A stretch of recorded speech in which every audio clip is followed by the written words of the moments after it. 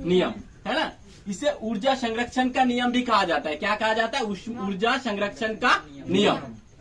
ऊष्मागतिकी का प्रथम नियम को ऊर्जा संरक्षण के नियम भी कहा जाता है ना। यह नियम सन 1840 में मेयर और हेल्मोहेल्टेज नाम के वैज्ञानिकों ने दिया था। ये दो वैज्ञानिक मिलकर क्या किया था? ऊष्मागतिकी का प्रथम नियम दिया था, है ना। कब दिया था? 1840 में। कौन कौन दिए थे? मेयर और हेल्मोहेल्टेज, ठीक है। इस नियम के अनुसार ऊर्जा को ना तो उत्पन्न किया जा सकता है और ना ही नष्ट किया जा सकता है। ऊर्जा को ना ही उत्पन्न किया जा सकता है, ना ही नष्ट किया जा सकता है। केवल एक रूप से दूसरे रूप में बदला जा सकता है, ठीक है। नियम क्या है? ऊष्मागतिकी का प्रथम नियम क्या है?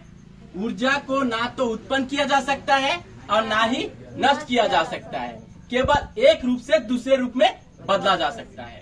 जैसे बिजली को क्या किया जा रहा है? बिजली से पंखा चलाया जा रहा है, तो विद्युत ऊर्जा किसमें बदल गया?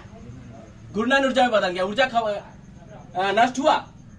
उस घूर्णन ऊर्जा से हम क्या कर सकते हैं? फिर टरबाइन को घुमा सकते हैं, टरबाइन से फिर विद्युत उत्पन्न कर सकते हैं। तो इस प्रकार से एक रूप से दूसरे रूप से तीसरे रूप में बदला जाएगा, लेकिन ऊर्जा को कोई नष्ट नहीं कर सकता और ना ही उत्पन्न कर सकता है। बस एक रूप से दूसरे रूप में बदला जा सकता है। समझ में आया? ऊष्मागतिकी का प्रथम नियम क्या है? तो आपको बताना क्या है? ऊर्जा को ना तो उत्पन्न किया जा सकता है, ना ही नष्ट किया जा सकता है। केवल एक रूप से दूसरे रूप में बदला जा सकता है। यहाँ नियम किसने दिया था? मेयर और हेल्मोहेल्टेज, ठीक है। ये कब दिया था? सन 1840 में। यहाँ नियम 1840 में दिया गया था। तो ऊष्मागतिकी के प्रथम नियम में कोई समस्या नहीं है, ठीक है। अब इसका गणितीय व्याख्या मतलब इसका एक छोटा सा गणित है, ठीक है। मान के चलो कोई निकाय है, ठीक। इसमें U1 ऊर्जा मौजूद है। इसमें कितना ऊर्जा? U1 ऊर्जा है, और इसमें Q1 ऊर्जा और दिया गया। बात को समझो। U1 ऊर्जा है इसको, और Q1 ऊर्जा दिया गया। Q1 ऊर्जा देने के लिए कुछ करना पड़ रहा है, कुछ वर्क करना पड़ रहा है, काम करना पड़ रहा है कि नहीं? ऐसे दे रहे हो तो कुछ कार्य हो रहा है कि नहीं? कितना कार्य हो रहा है? मान के चलो W कार्य हो रहा है, ठीक है। मान के चलो W कार्य हो रहा है।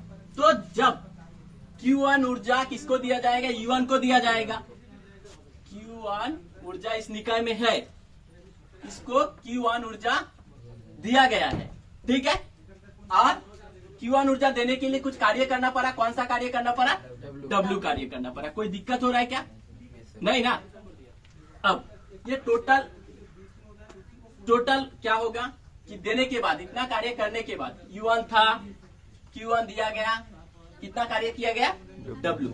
तो इसको हम क्या करेंगे? कुल मिला के ये U1 से क्या हो जाएगा? U2 में बदल जाएगा। कोई दिक्कत है इसमें? समस्या है? नहीं ना। माने U1 को Q1 दिया गया, देने के बाद कुछ कार्य किया गया, उसमें कार्य किया गया, तो टोटल मिला के अब यहाँ पे कितना ऊर्जा हो गया? U2 ऊर्जा हो गया। आया बात समझ में?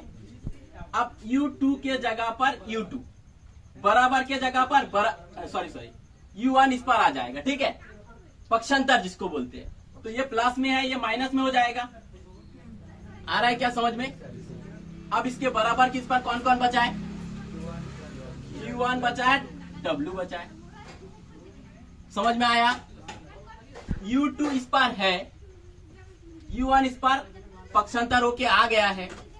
तो U2 माइनस ये जो U1 है, ये इस पर आने के बाद प्लस में है, माइनस में हो जाएगा। और बराबर के उस पर क्या बचा है? Q1 प्लस W बचा है। अब